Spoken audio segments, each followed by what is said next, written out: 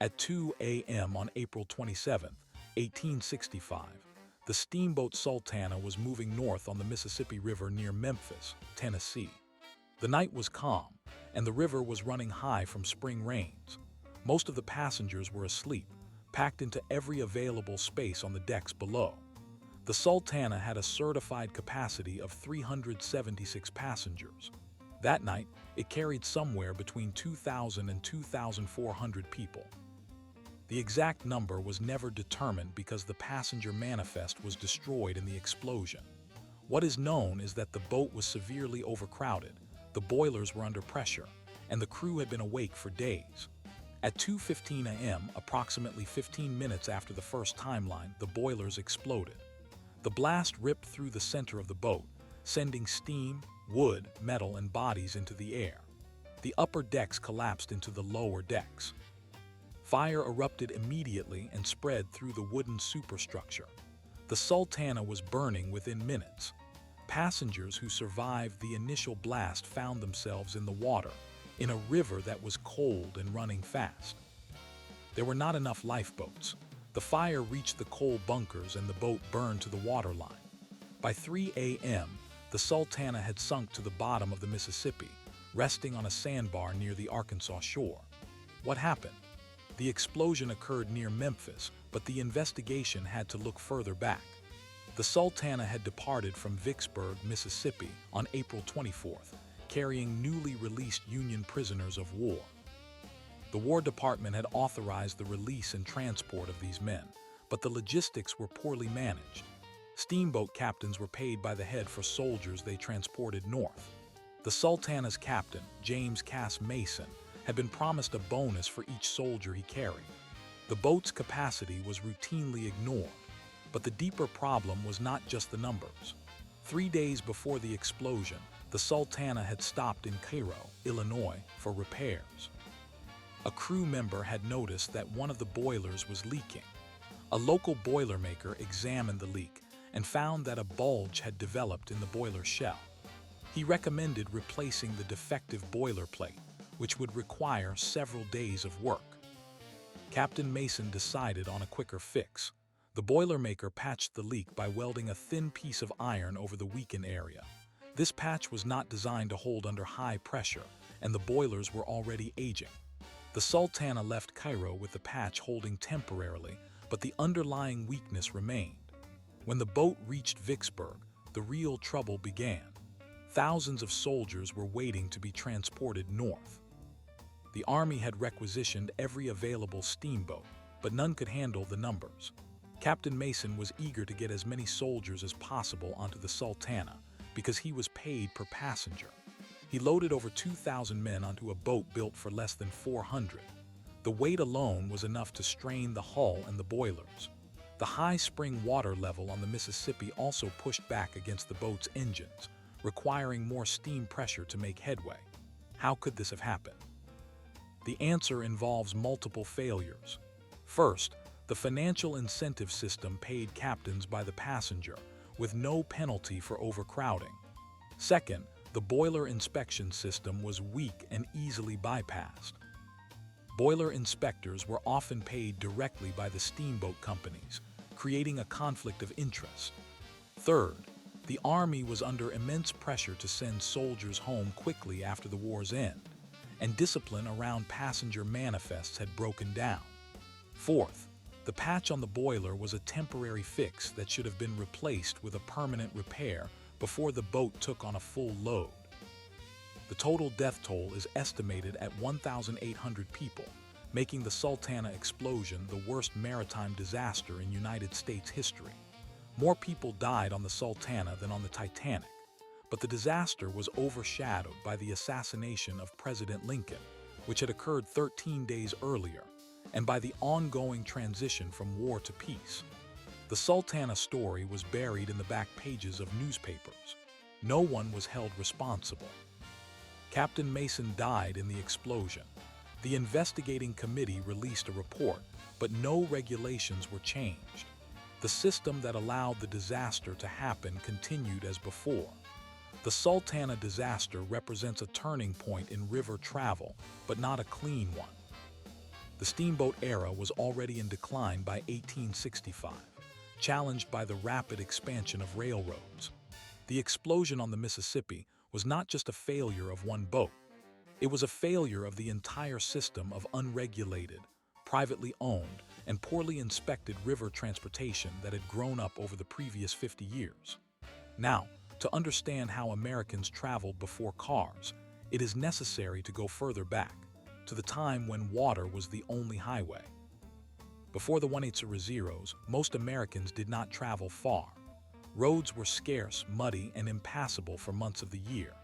Travel was limited to what could be walked, ridden on a horse, or floated on a river. For the first 2 centuries of European settlement, the rivers of the eastern United States were the primary corridors of movement. The Hudson, the Delaware, the Susquehanna, the Potomac, the Ohio, and the Mississippi formed a natural network that connected the interior to the coast. Travel on these rivers began with canoes and dugouts, then rafts, flatboats, keelboats, and finally steamboats. The flatboat was the workhorse of early river travel. It was a flat-bottomed wooden box, usually 40 to 60 feet long, with a simple shelter on board. Flatboats were built upstream and used for one trip downstream only. They carried cargo, livestock, and passengers on a one-way journey from Pittsburgh or Cincinnati to New Orleans. The boat floated with the current, guided by long oars and a rudder. The trip from Pittsburgh to New Orleans took about 6 to 8 weeks, depending on the river level. At New Orleans, the cargo was sold and the boat itself was dismantled and sold for lumber. The travelers then walked or rode back north over the Natchez Trace, a footpath that stretched from Mississippi to Tennessee. The keelboat was an improvement over the flatboat because it could travel upstream as well as downstream.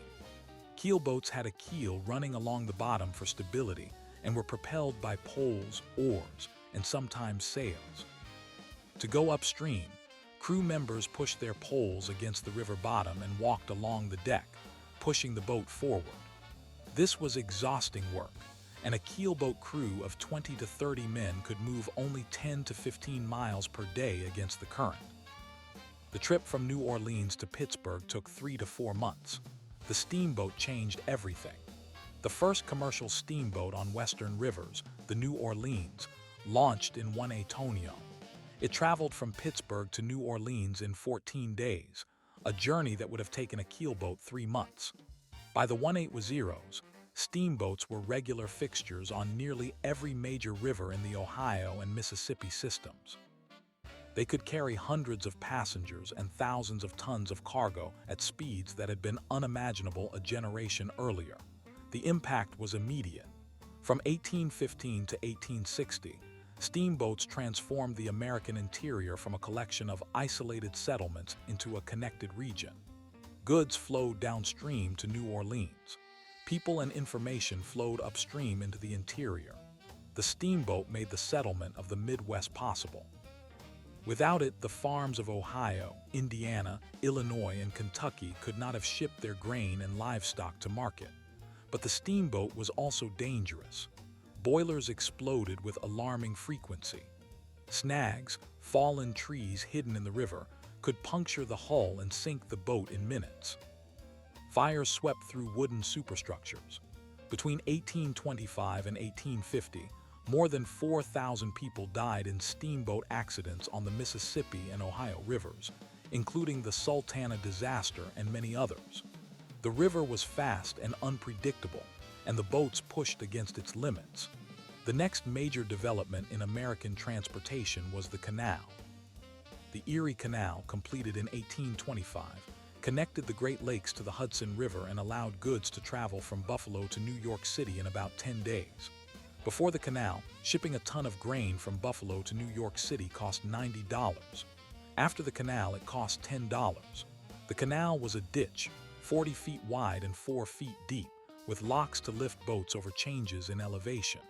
It was pulled by mules walking along the towpath, steady and slow. But it worked. The Erie Canal was a stunning success. It paid for itself within 8 years and sparked a canal-building craze across the eastern states. The success of the canal also demonstrated the importance of internal improvements and government investment in transportation infrastructure. The canal was built by the state of New York, using state money and immigrant labor. Its completion marked the beginning of a new era in which large-scale engineering projects could be undertaken to connect the nation. But canals had limitations. They could only go where water was available and where the terrain was level enough to build locks. They froze in winter. They were slow, with mules walking at about 2 miles per hour. And by the time the canal network had reached its peak in the 1840s, a new technology was already emerging that would make canals obsolete: the railroad. Which brings us to the rails. Travel on rails began in the 1810s on the eastern seaboard. The Baltimore and Ohio Railroad, chartered in 1827, was the first major railroad in the United States. It began service with horses pulling cars on wooden rails, then switched to steam engines within a few years. By the 1850s, railroads were being built in nearly every state. They had a major advantage over canals and rivers.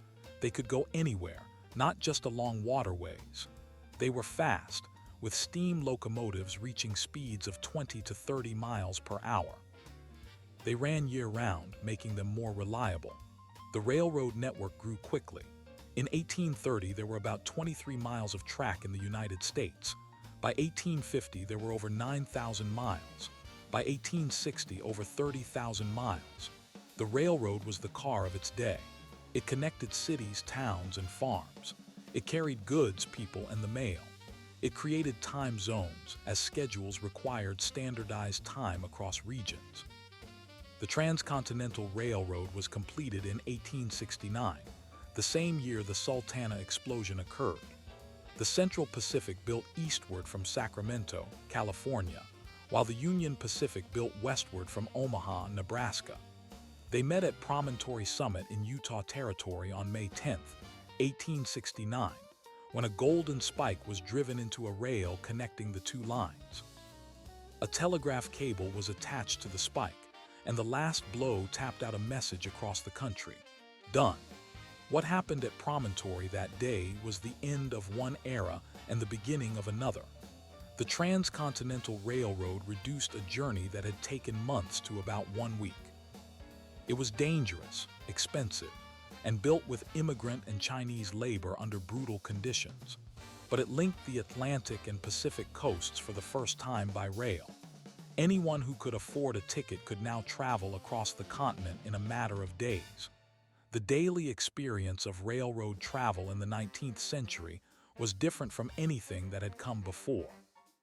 Passengers bought tickets at depots, boarded long trains of wooden cars, and were carried through landscapes at speeds that made the world feel smaller.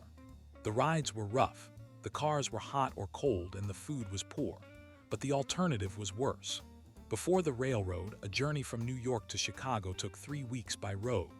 After the railroad, it took 2 days. Railroads changed the way Americans thought about space and time. They made it possible to live in one city and work in another. They made the mail faster and more reliable. They enabled the shipment of perishable goods like milk and produce over long distances. They made national markets possible out of what had been local economies.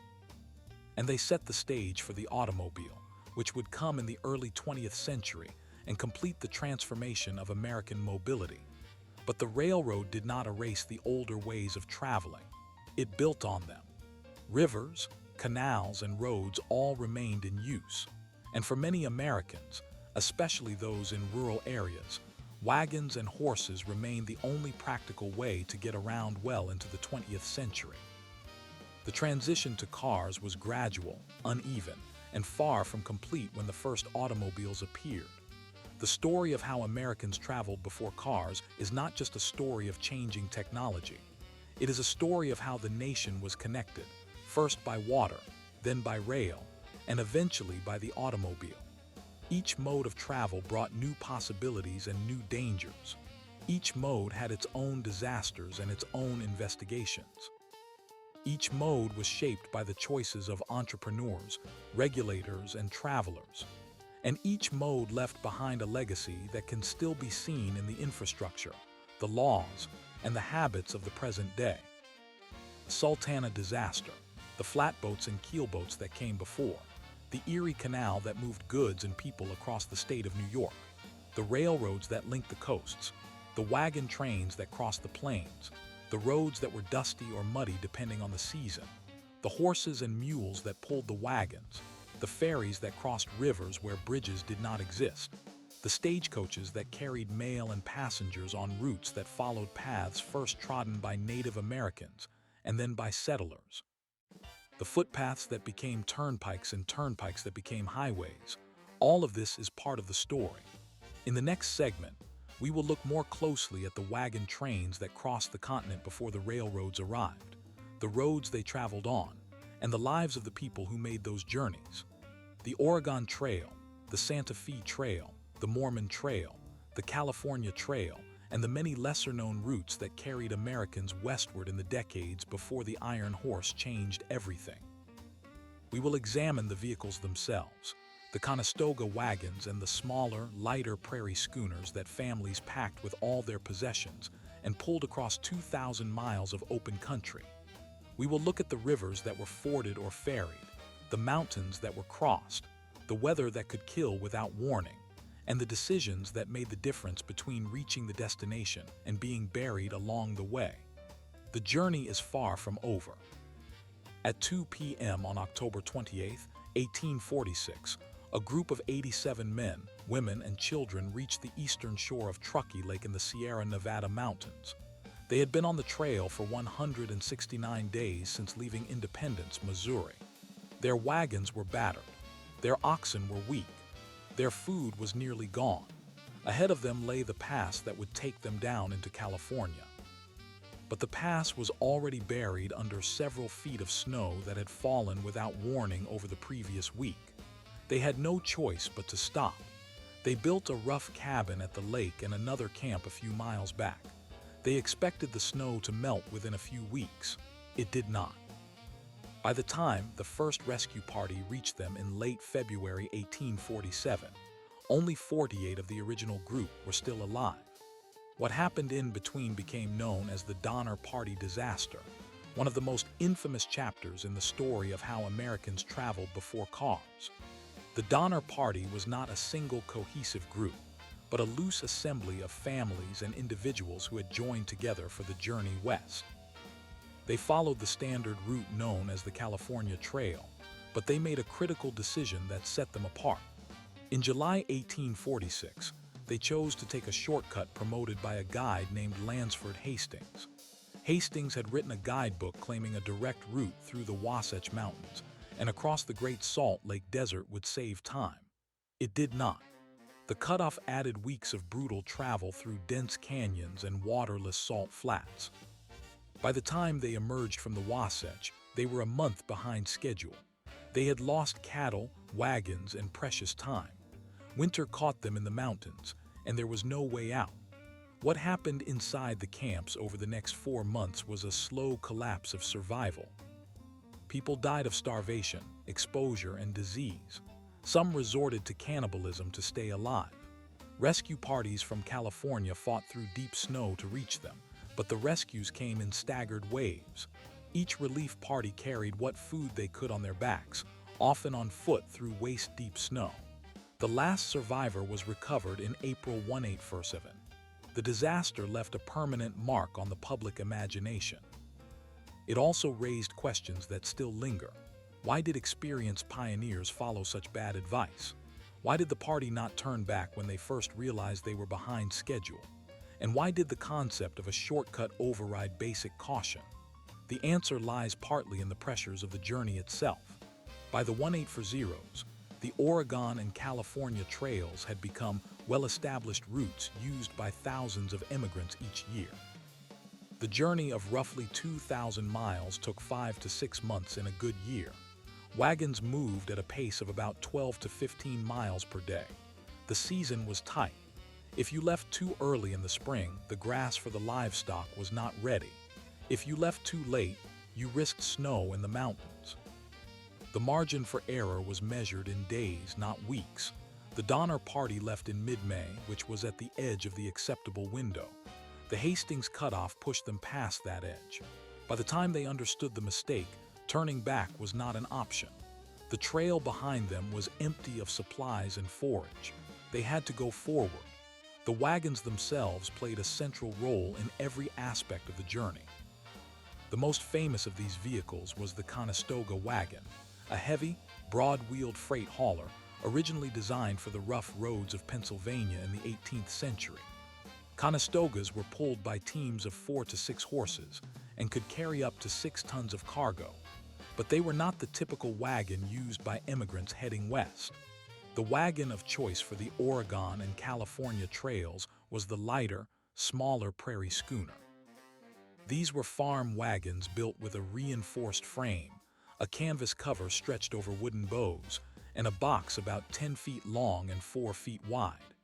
They weighed about 1,000 pounds empty and could carry up to 2,000 pounds of cargo. They were pulled by oxen, which were cheaper and more durable than horses. A typical family packed their schooner with flour, bacon, coffee, sugar, tools, bedding, cooking pots, and a few personal items. There was no room for furniture or unnecessary luxuries. Every inch of space had to be used efficiently. The prairie schooner was not designed for comfort. It had no springs. The ride was rough and jolting, especially over rocky ground. On good days, the wagon covered 12 to 15 miles. On bad days, when the terrain was steep or the weather turned, the party might make only a few miles. Rivers posed some of the greatest challenges. The larger rivers like the Platte, the Sweetwater, and the Columbia had to be forded at shallow crossings. Sometimes wagons were floated across using makeshift rafts. Sometimes the entire contents had to be unloaded, carried by hand, and reloaded on the other side. Drownings were common. In 1852 alone, an estimated 180 immigrants drowned while trying to cross rivers along the Oregon Trail. The exact number is uncertain because records were not consistently kept, but the deaths were frequent enough that graves lined the trail for its entire length. The trail was not just a road. It was a continuous string of campsites, river crossings, mountain passes, and landmarks. Immigrants traveled in companies that could range from a few families to several hundred wagons. The company organized itself by electing a captain, setting a schedule, and agreeing on rules for discipline and distribution of duties. The daily routine started before dawn. Wake-up calls were shouted. The cattle were rounded up and yoked. Breakfast was eaten cold or cooked quickly over a fire. By sunrise, the wagons were rolling. They traveled in long columns to avoid dust, often with outriders on horseback to keep the livestock in line. At midday, they stopped for a brief rest and to let the animals drink. In the afternoon, they continued until sunset. Then the wagons were drawn into a circle or a square for defense, not usually against Native Americans, but to contain the livestock at night. The oxen were unyoked and allowed to graze under guard. Dinner was cooked, repairs were made, children were put to bed. The night watch took shifts. It was a cycle repeated day after day for months. Despite the hardship, the vast majority of immigrants completed the journey safely. Between 1840 and 1869, when the Transcontinental Railroad was completed, an estimated 400,000 people traveled west on the overland trails. The death rate for the entire period is estimated at around 4%, or roughly 16,000 people. Most died of disease, especially cholera, which was common in the crowded and unsanitary conditions along the trail. Accidents, drownings, and attacks accounted for a smaller portion. The trail was dangerous, but for most people it was survivable. The real risk was time. If you started late or lingered too long at a waypoint, the season could turn against you. The Donner Party was the extreme example, but every year there were smaller tragedies.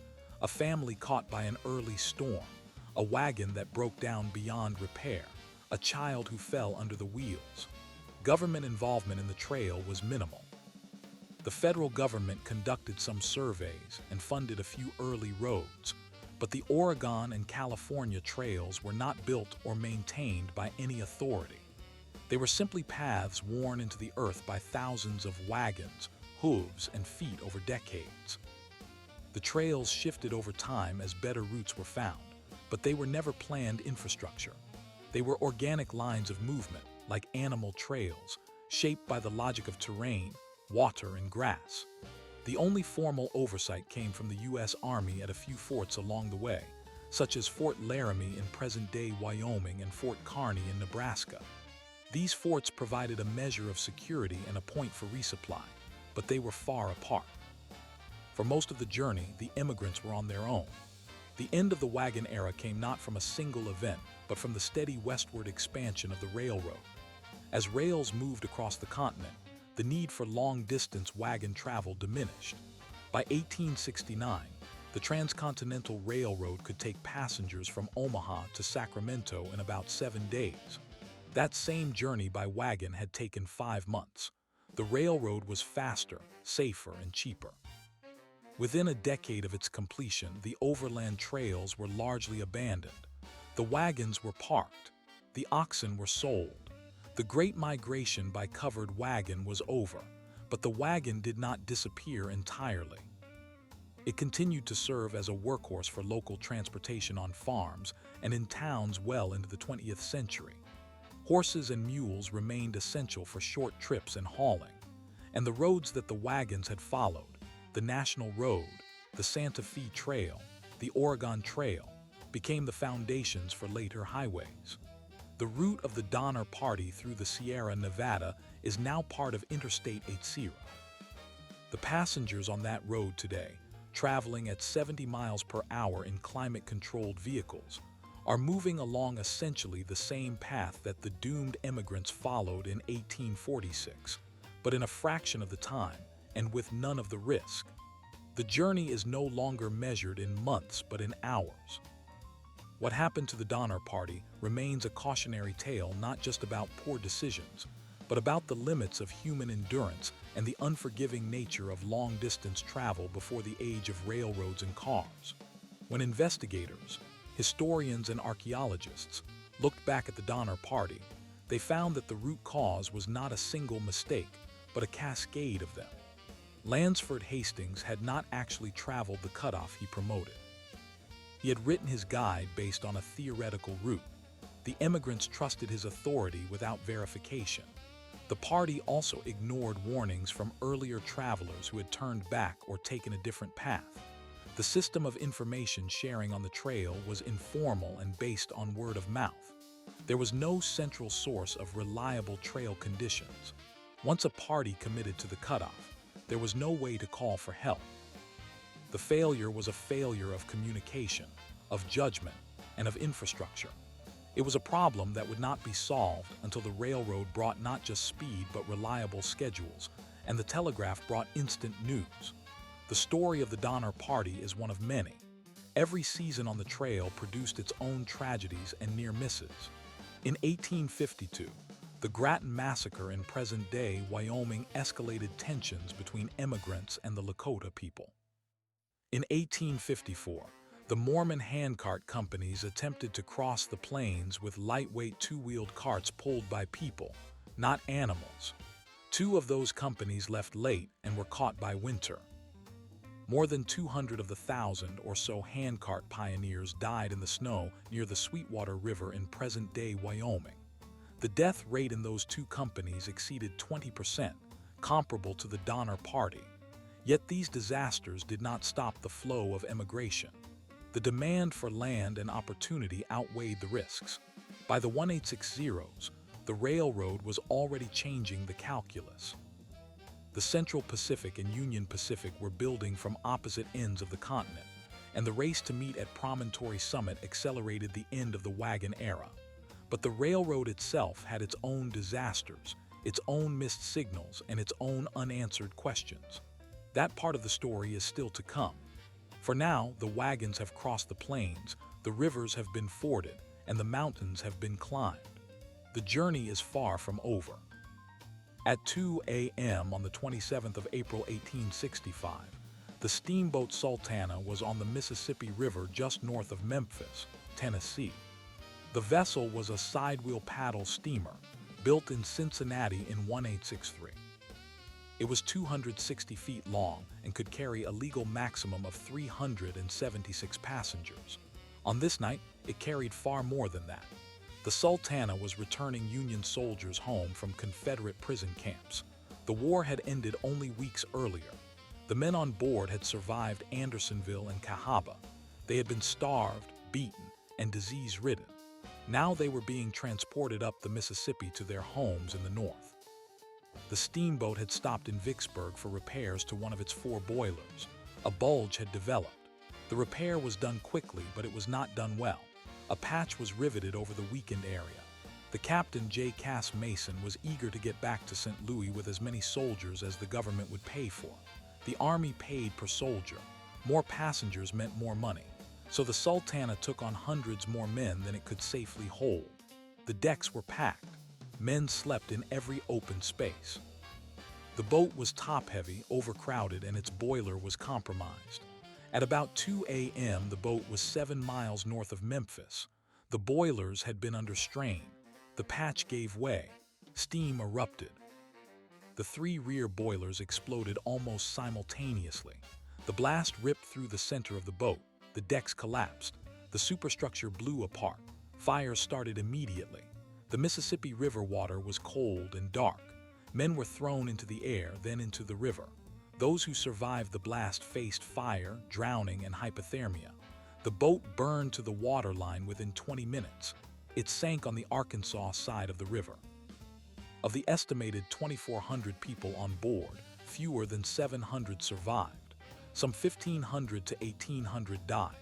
It remains the worst maritime disaster in American history, worse than the Titanic, yet it is largely forgotten. Why? Because the news was overshadowed by the assassination of Abraham Lincoln, which had occurred only 12 days earlier. The funeral train was still crossing the country. The nation was mourning a president. The death of 1,500 soldiers barely made the front page. What happened?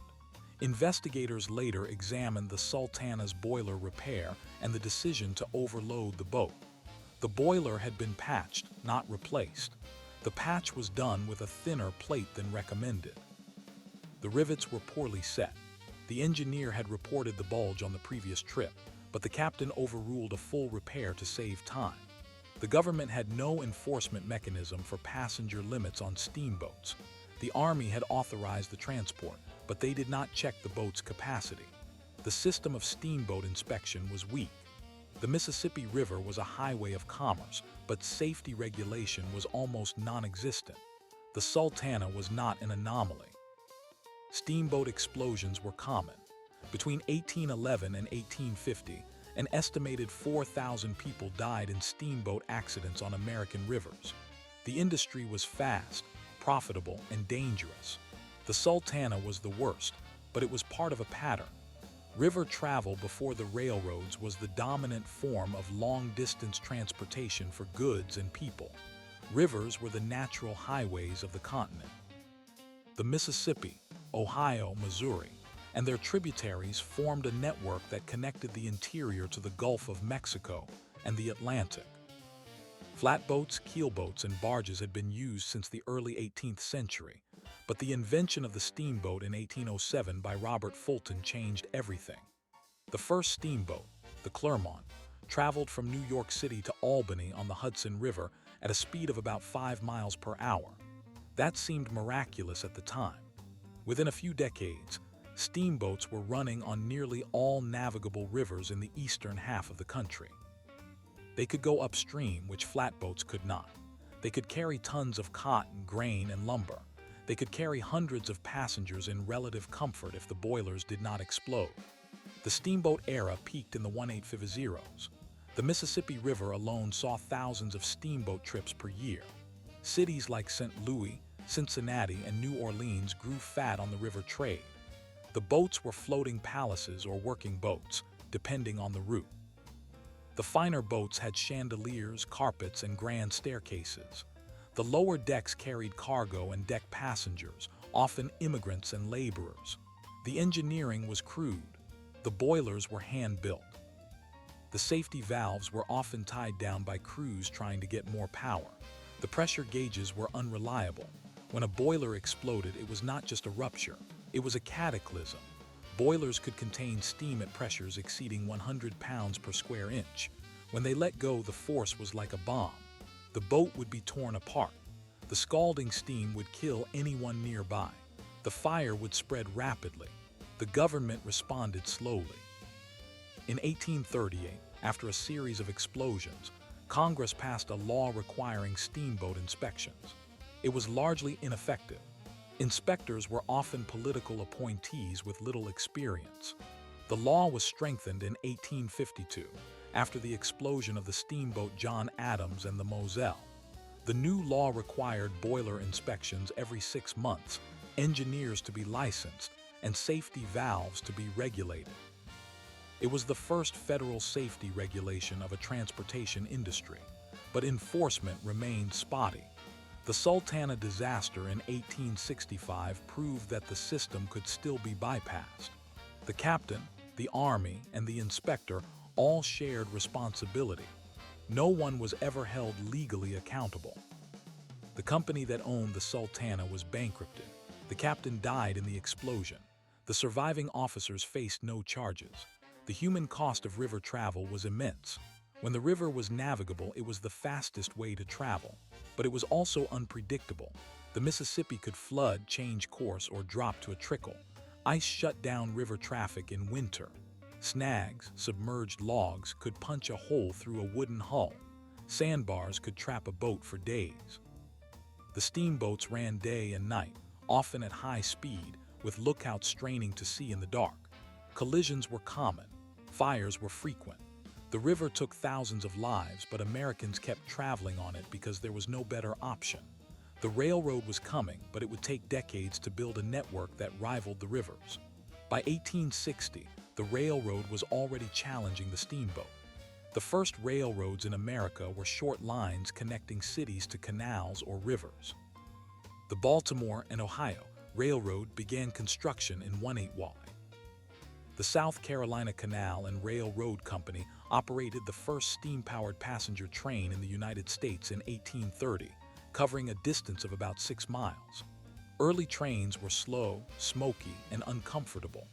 They ran on iron straps nailed to wooden rails, which sometimes came loose and pierced the floors of the cars. Accidents were common, but the railroad had one advantage the river could never match: it could go anywhere. A railroad did not need a navigable river. It could climb hills, cross deserts, and cut through forests. It could run in winter. It could go in a straight line. The rapid expansion of railroads in the 1840s and 1850s transformed American travel. In 1840, the United States had about 2,800 miles of track. By 1860, that number had grown to over 30,000 miles. The rail network connected the Atlantic coast to the Great Lakes, the Ohio River, and the Mississippi. Travel time shrank dramatically. A trip from New York to Chicago that had taken 3 weeks by stagecoach and canal could now be done in under 2 days by train. The railroad was not just faster, it was more regular. Trains ran on schedules. Passengers could buy a ticket and know when they would arrive. The river depended on water levels and weather. The railroad depended on coal and steel. But the railroad had its own disasters. At 12:20 p.m. on the 19th of May 1853, a passenger train on the Michigan Southern Railroad was approaching the small town of Kalamazoo, Michigan. The engineer was running late. He increased speed. The train was a mixed consist of baggage cars, passenger coaches, and a sleeping car. The track ahead curved. There was a trestle bridge over a shallow creek. The engineer did not reduce speed for the curve. The train entered the curve too fast. The wheels of the locomotive left the rails. The tender and the cars followed. The train plunged off the trestle into the creek. The cars piled on top of each other. Wood splintered. Fires started from the stoves in the coaches. 22 people were killed. 13 others were injured. It was not the worst disaster of the era, but it was typical. The cause was excessive speed on a curve. The railroad had not installed signs warning of the curve.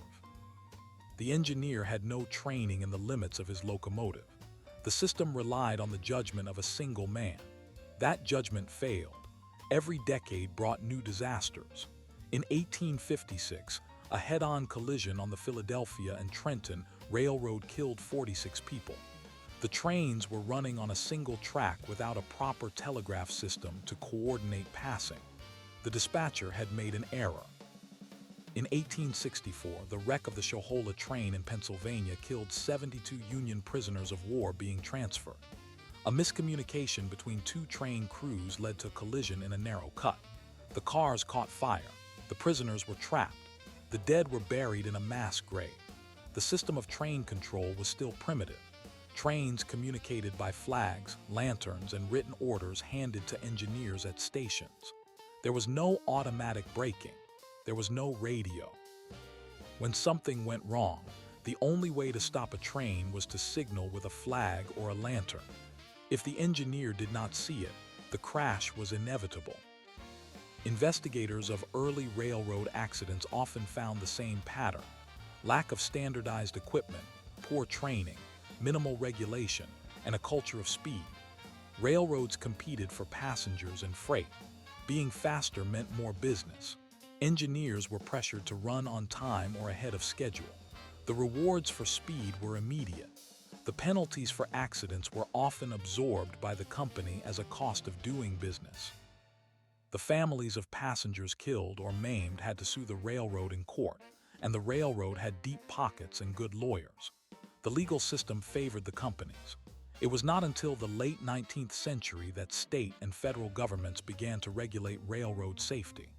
The Interstate Commerce Act of 1887 created the first federal regulatory agency, but it focused on rates, not safety.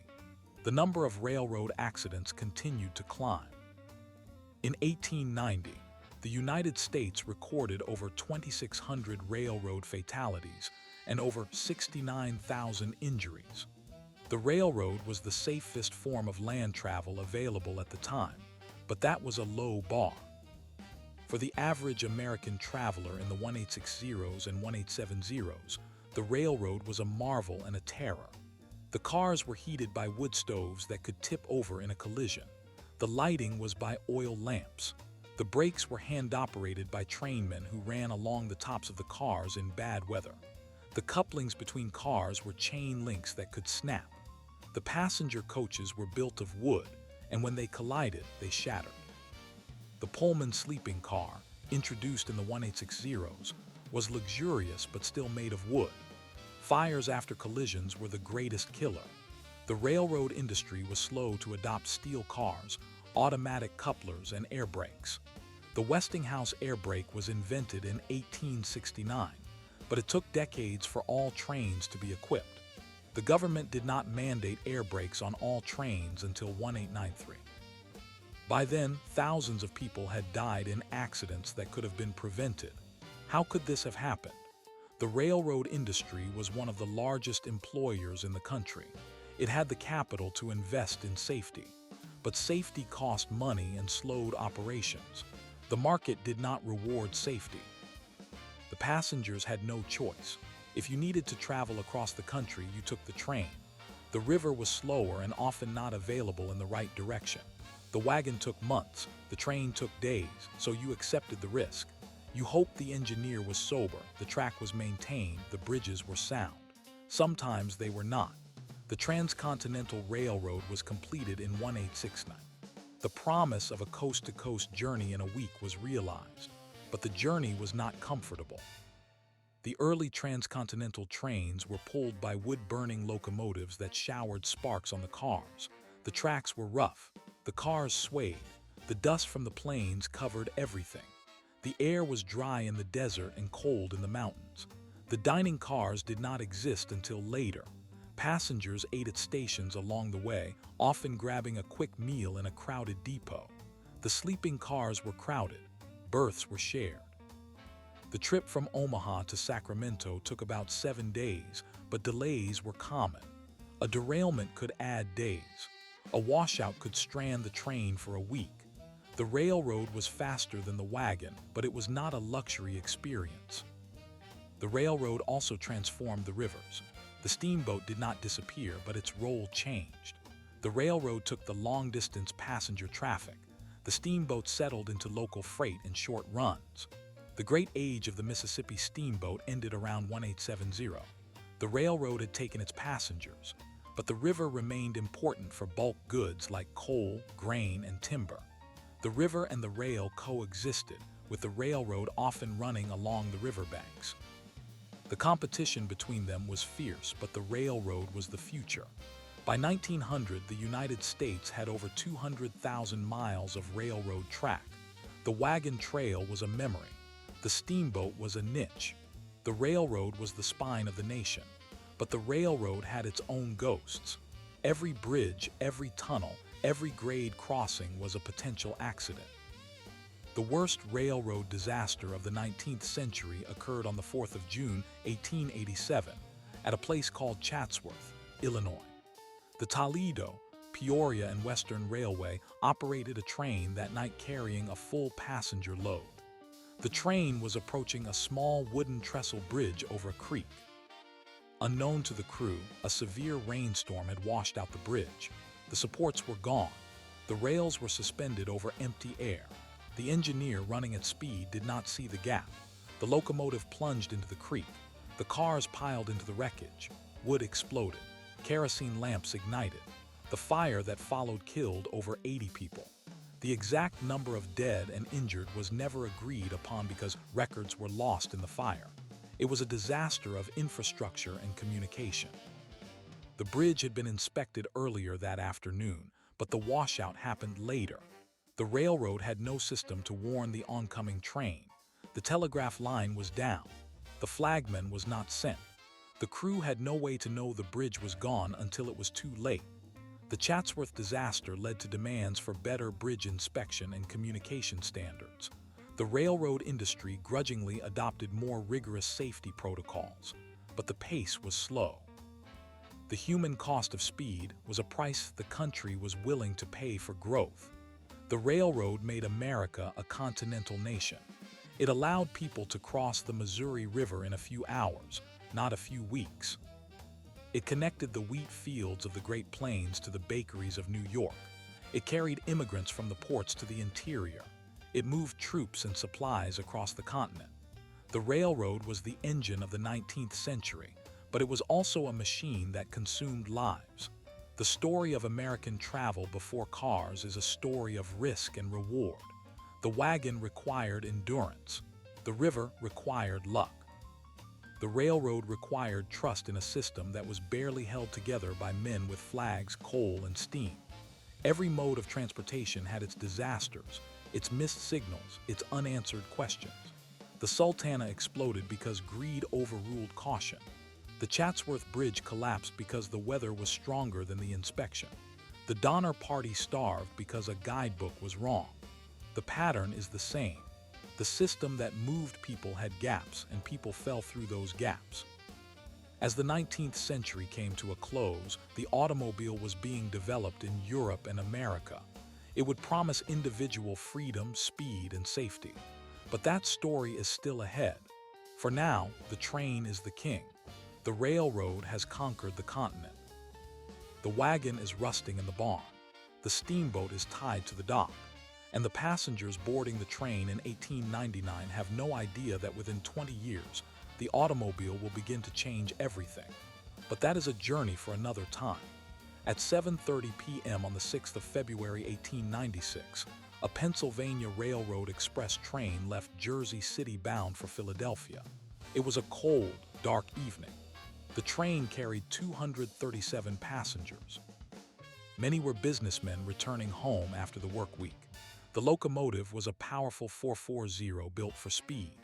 The engineer, a veteran of 15 years, had the throttle open. The train was running 30 minutes behind schedule. He had orders to make up time. The track ahead was a single line through the wooded suburbs of Woodbridge, New Jersey. The dispatcher in the control office had a paper timetable and a telegraph. He knew that a local freight train had left Perth Amboy an hour earlier, crawling toward the same track. He intended to hold it at a siding.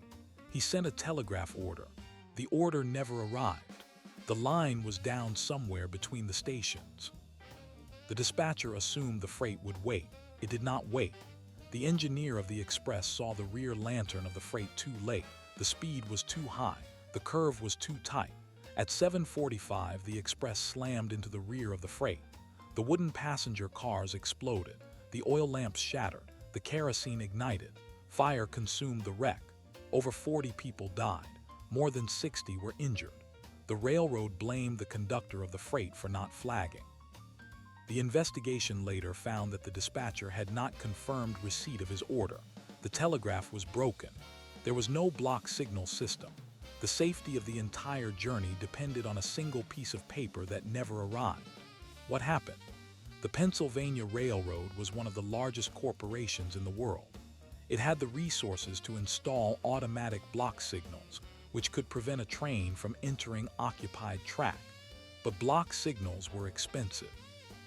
The railroad had installed them only on the busiest sections.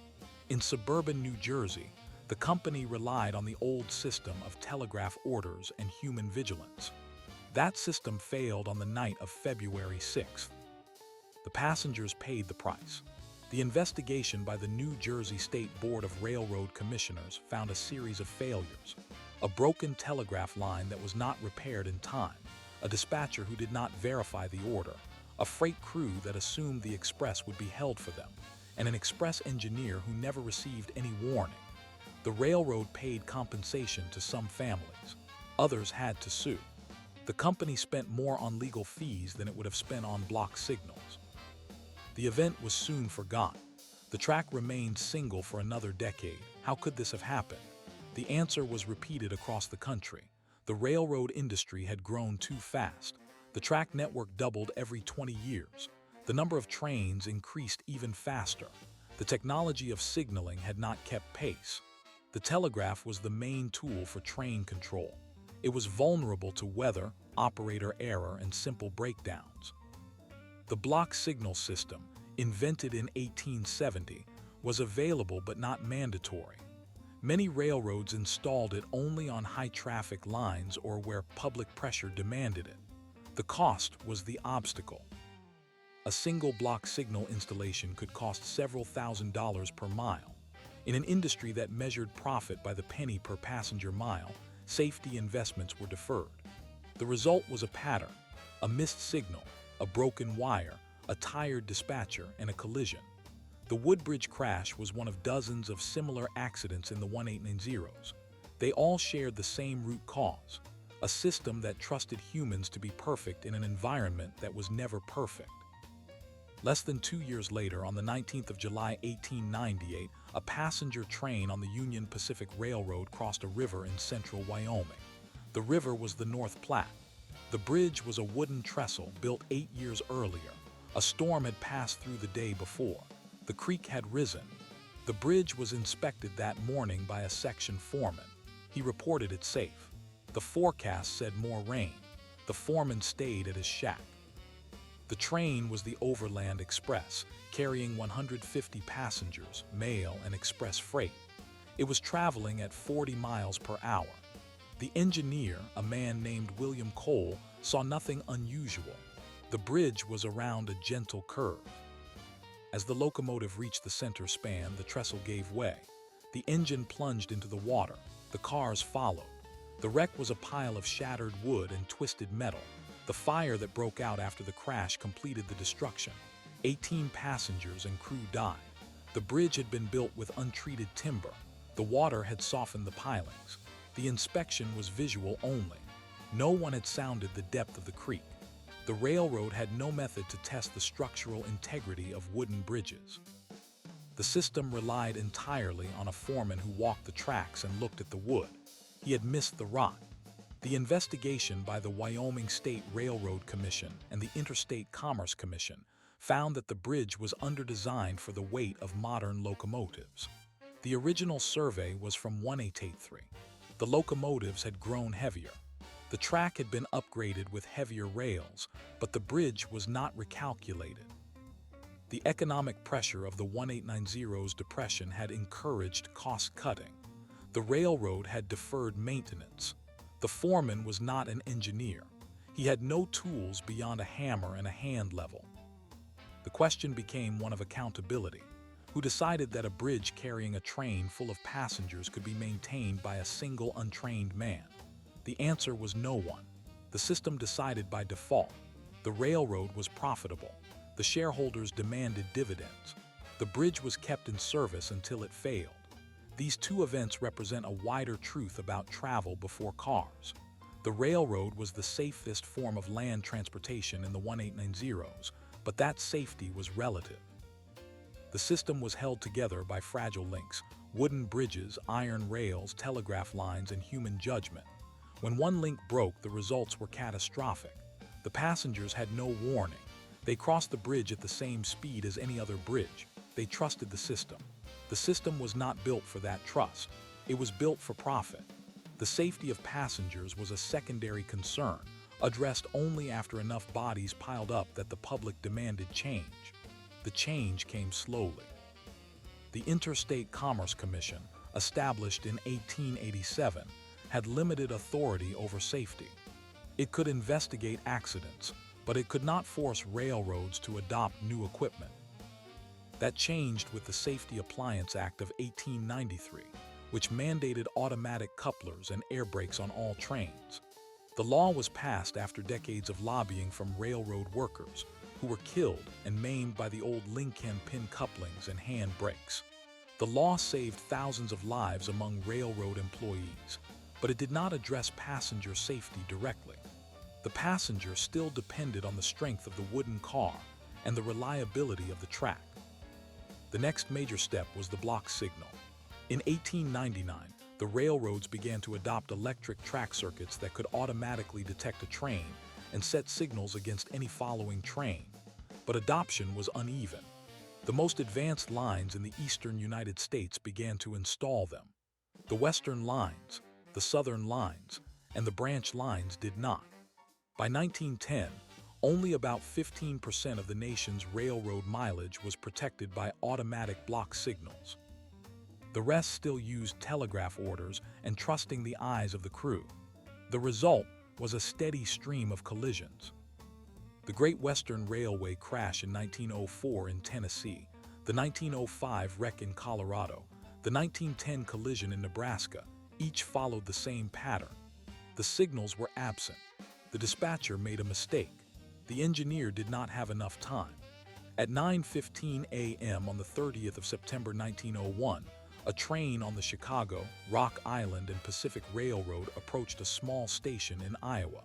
The station was called Mobile. The engineer had orders to stop at the station and wait for a westbound train. He had the orders in his hand. He had read them, but he was running behind schedule. The station was a blur as he passed without stopping. The westbound train was on the same track inbound. The dispatcher had told the westbound to proceed because the eastbound would be holding. The eastbound did not hold. The collision was head-on at combined speed of over 70 miles per hour. The wooden cars telescoped. The fire consumed the wreckage. 23 died. Dozens were injured. The cause was human error. The engineer forgot to stop. The question that investigators asked was why the railroad had no automatic backup. A block signal would have stopped him. A track circuit would have prevented the westbound from entering the same block. The railroad had installed no such system. It was cheaper to settle with the families and continue. The passengers of the 1890s and early 1900s traveled in a state of suspended trust. They sat in wooden cars lit by oil lamps, heated by coal stoves, and held together by iron rivets. They could not see the bridge ahead. They could not hear the telegraph key. They could not know if the engineer had read his orders or if the dispatcher was alert.